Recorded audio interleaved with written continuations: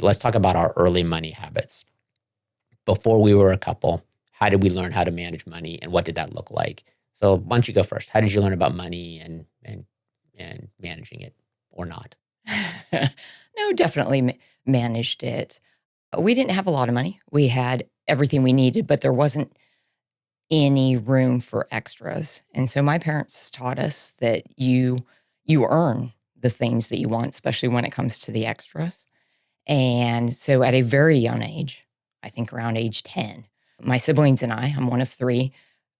I believe it was mom dropped us off at the strawberry fields and we picked strawberries and they would pay you, the people that own the farms would pay you, I think when I first started, 10 cents a pound for Put strawberries. that in perspective. How much is a pound of strawberries? It's like a bucket, right? Right? Yeah, so it's not like 5 strawberries for a Correct. dime. It's a bit to get a Yes. bucket of. I would come home with like $5 after a couple hours, if that puts it into perspective. But it was $5. Well, it was 1920, so $5. I had never made money before. So it seemed like a lot to me. It meant that Adam and I could ride our bikes down to the corner store and get some candy. It was a lot easier than picking up cans on throughout town and turning them in for the recycling money. Oh, we used to do that too. So much fun. Anyway, first job was out in the fields picking strawberries, dirty work, lawn work, sometimes hot work, but we were doing it and I was proud of the money. Once I started earning some money, mom said, hey, we're going to go down to the bank and we're going to open a savings account. I was like, cool.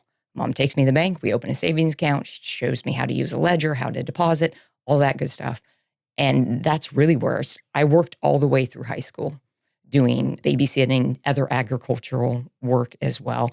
And I used that for the extras. I wasn't required to buy my own shoes or anything like that unless it was an extra, like the Guess jeans instead of the Wrangler jeans or something to that effect.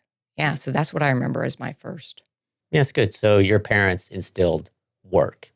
Definitely. Yeah, and I think that's something we share in common there. We both came from limited resources, just enough to cover expenses you're sort of getting to, not an abundance of cash in the household. You talk about 10, 11. My dad got divorced when I was probably 15 or 16. So I had lived out in the country until then. We lived absolutely in the middle of nowhere. And so life was far more, taking care of animals and being out there. Not a whole lot of need for money because there was nothing out in the country. But when he got divorced, we moved into town, had an apartment. My dad worked nights. He worked a lot. And if I needed, much like you, if I needed extra money, I was going to have to work for it. I wasn't going to be given that extra money. One of my high school jobs was cleaning and buffing floors at grocery stores. And that's nighttime work. So my dad would work nights. He would go to work at 9 or 10 and be home at 5, 6, 7, whatever time he got home. I would go to work later than that. I'd go to work at like 1 o'clock in the morning because that's after the stocking and everything's done. I'd work from 1 to 5 and then come home, sleep a little bit and go to school. So yeah, work I think was a way. We both sort of had that as a shared background. You talked about formative years and where you really learn your early money habits. And we're going to talk a little bit about how we had to build our habits together.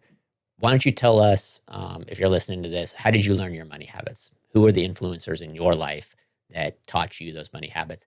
And did they serve you well, or did you have to unlearn them? Because I feel like the work part served us well. Some of the other areas, like, did your family talk about money?